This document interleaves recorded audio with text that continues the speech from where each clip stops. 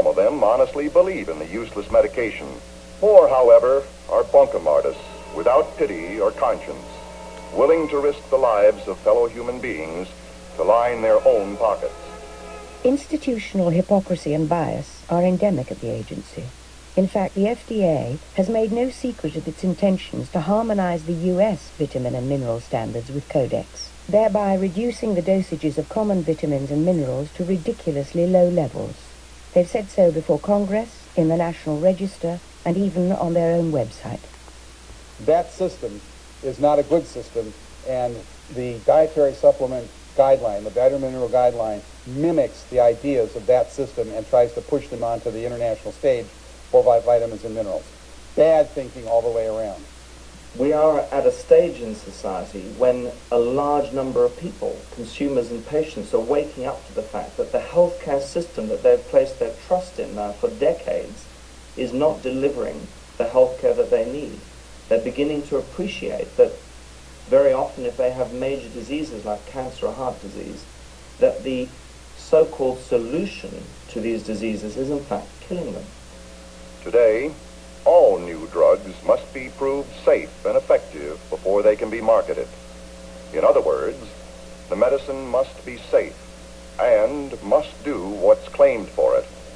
This is why we see this incredible growth in consumer demand for natural products.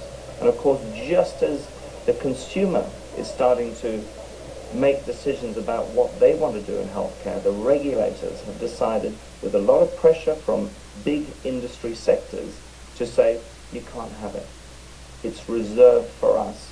When the W.T.O, the World Trade Organization, became a reality in the 1990s, the power of Codex was heightened immeasurably. This new worldwide body, devoted solely to the harmonization of trade standards, gave Codex the enforcement capability that had eluded it for decades. 2 U.S. congressmen, a Democrat and a Republican, have a philosophical divide on free trade, but agree completely on the dangers of the W.T.O. and Codex. Now, the W.T.O. is said to be set up for free trade. And I happen to like free trade. I like low tariffs, and I like goods and services flowing across borders. I studied economics in college. I'm a skeptic of the whole theory of free trade, and it really crystallized around the NAFTA and the WTO agreements. I am a champion of national sovereignty, so I do not like the idea of getting involved in what the founders called entangling alliances. I remember talking to Mickey Cantor, the president's special trade representative, and I'd studied a little bit, and I said, I can't understand how we're going to bind ourselves to this agreement, which has a secret dispute resolution process, which has no rules regarding conflict of interest, and they will essentially preempt U.S. law. And then when you go to the next step of becoming a member of the World Trade Organization, means to me that we as a people and as a Congress, we give up too much of our responsibility and our prerogatives. Oh, no, you don't understand. They can't preempt our laws. I said, oh, you're right. They can just fine us for having our laws, and we can pay perpetual fines because we have laws to protect consumers of the environment, or we can repeal our laws.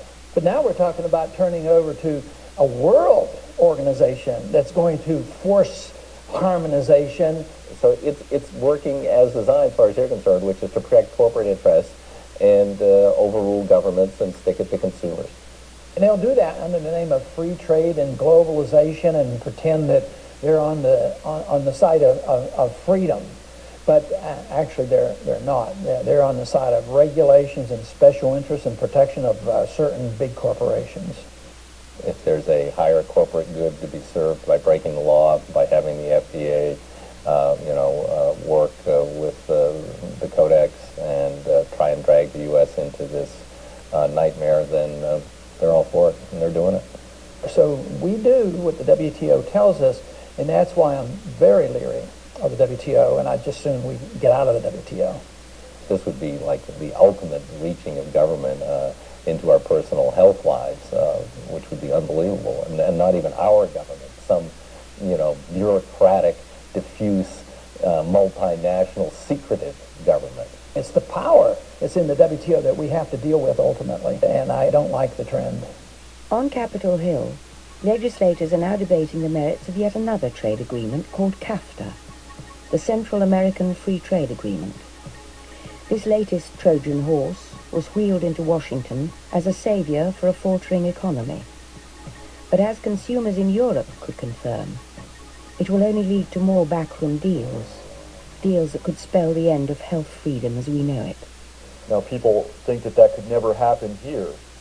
Probably at one time people in England thought it would never happen there, and yet their government has ignored over 1 million signatures on petitions on this issue, saying, sorry guys, we are now a member of the European Union, and we must harmonize to European law. If we aren't careful in our hemisphere, the same thing will happen as a result of the free trade area of the Americas.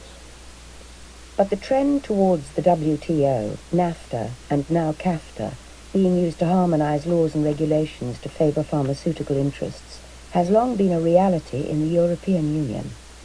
German representatives at Codex began to push the idea of creating safe upper limits on vitamins and minerals, and this was favored in the UK until Dr. Robert Verkerk began orchestrating a precise legal, scientific, and public relations strategy to stop it.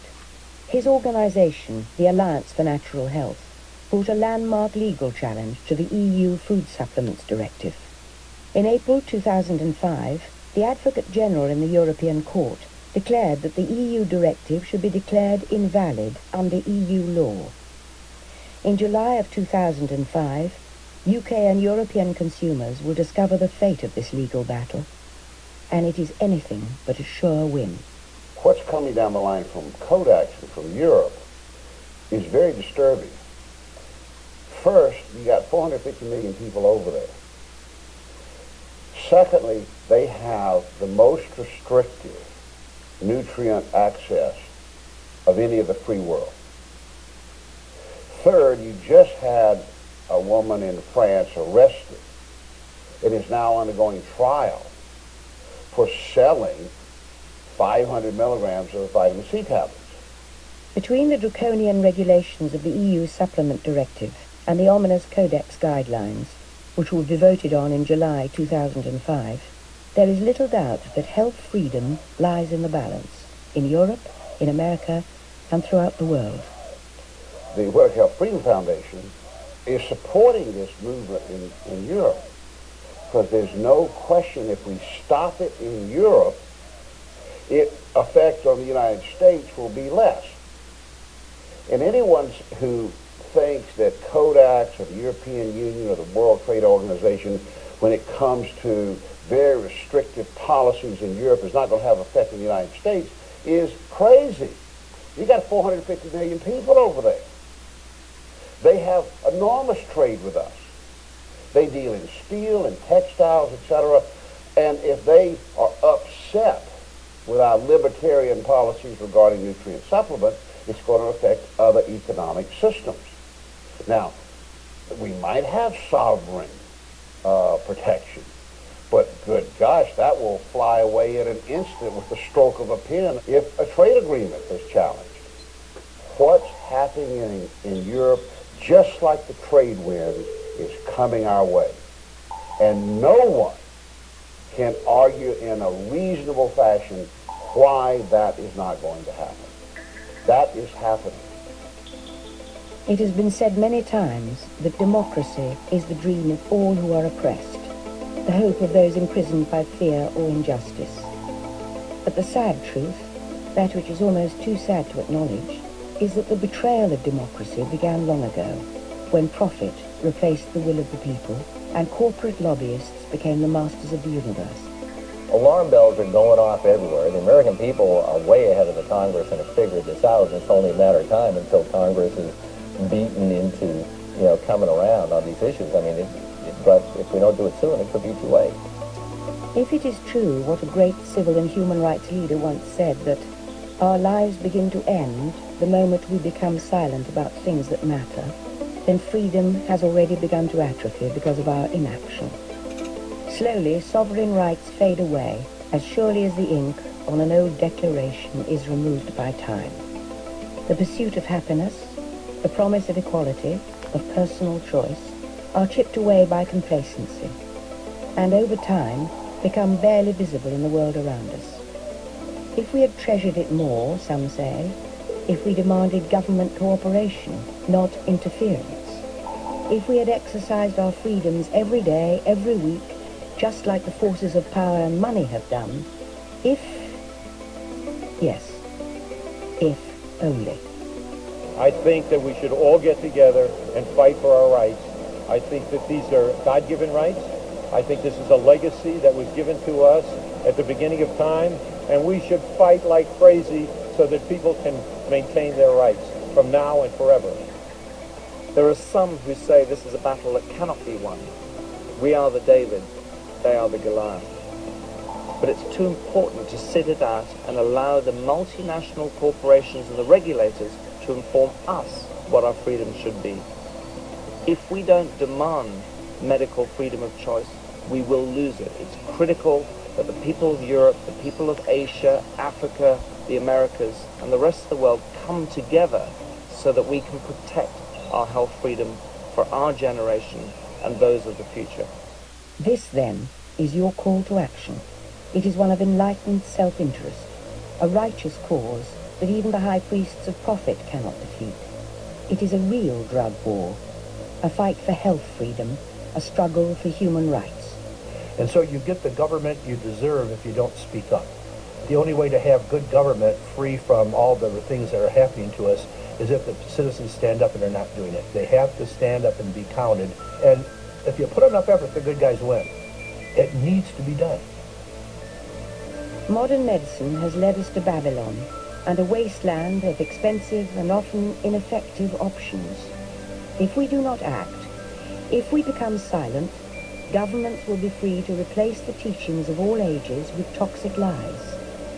Timeless natural medicines, foods and herbs with which we have evolved, culled from thousands of years of collected wisdom, will be swept away, crushed under the myopic weight of corporate greed. Yet we often forget how much power we actually wield, and that we are the creators of our own place on this planet. Amid the sea of faces, there is an honorable cartel forming, one for the benefit of mankind. You must join the battle by protecting yourself and your family from health frauds. When you're in trouble, that's not always easy. But in the end, being victimized can be far worse. It can mean not only your money, but your life.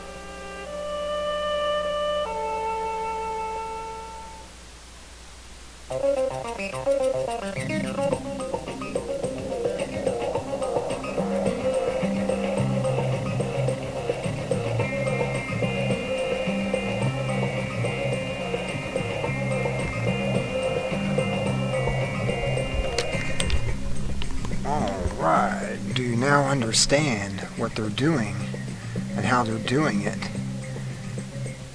It is not a good thing to have Codex Alimentarius or the pharmaceutical companies pushing drugs like Prozac and everything. The only reason L-Triopin was banned to begin with was in Japan. They were using GMO bacterium to produce the L-Triopin, and it had impurities that formed the bacterium, and it killed a few people. And they said, see, that's what caused it all. And that's what they want you to believe, because they have done it with their GMO and other things. I don't know what else to actually say to you. This is the beginning of the end if we don't stop them now from doing whatever they're doing to us now, which is GMO and the corn and the soy products and, well, basically potatoes now. They're saying that the particular weevil that used to eat the potatoes in Idaho don't even go into the fields anymore because it's so poisonous because of the GMO. And if you do research on it, the potatoes are actually killed mice and stuff that ate it and that they were force-fed with it. And I mean, this is the type of stuff they're doing, and we gotta stop them. They're still invading markets. I mean, even I've heard just this year they were raiding in California health food stores, and raiding last year health food stores. They're still doing that. The FDA, the Food and Drug Administration, is still out there pushing their poisons through Monsanto and not listening to the people who say that they have testimonials saying, hey, this helped me out and made me healthy. Well, until next time, this is Spellbinder's Report. Good day.